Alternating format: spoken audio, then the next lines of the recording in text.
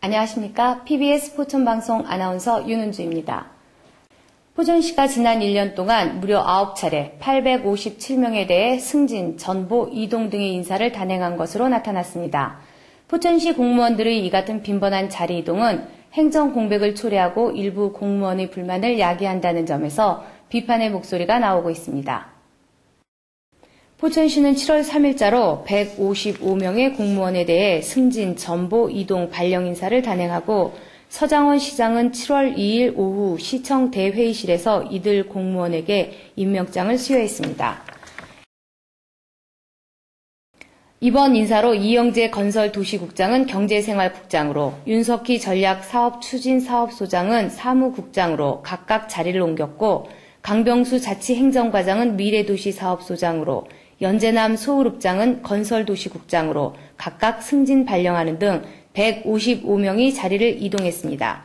이번 155명의 인사는 지난해 10월 6일 487명의 큰 폭의 인사를 단행한 지 9개월 만에 이뤄진 대규모 인사 발령입니다. 포천시 이 같은 잦은 인사와 빈번한 자리 이동이 계속되자 부작용과 후유증도 나타나고 있습니다. 인사를 앞두고 일선을 놓는 공무원들이 생기는가 하면 새로운 보직을 맡은 공무원들은 업무 파악이 늦어져 행정 공백 현상이 생겨나고 있습니다.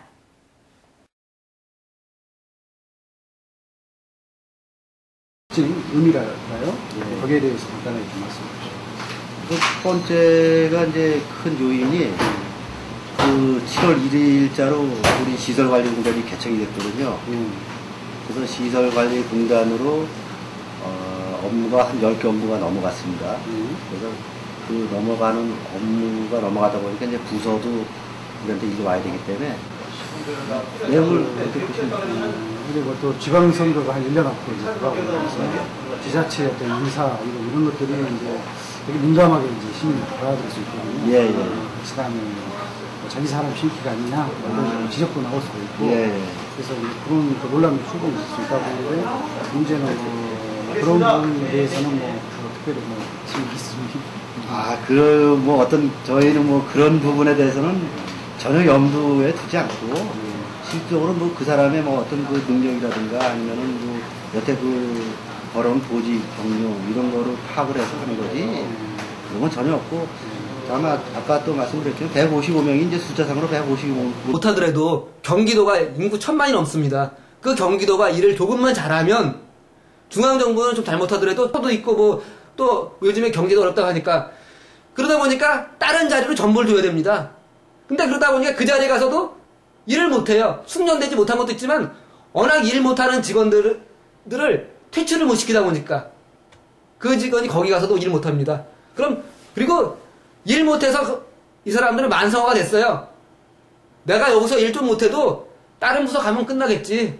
그럼 거기 가서 핑계댑니다. 내가 온 지 얼마 안 돼서 초보니까 일이 서툽니다. 이렇게 땜빵하고 끝나버립니다.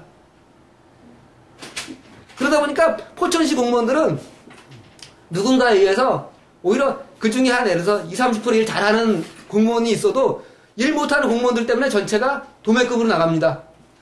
그러다 보니까 일 잘하는 공무원, 일 못하는 공무원이 표시가 안 나요.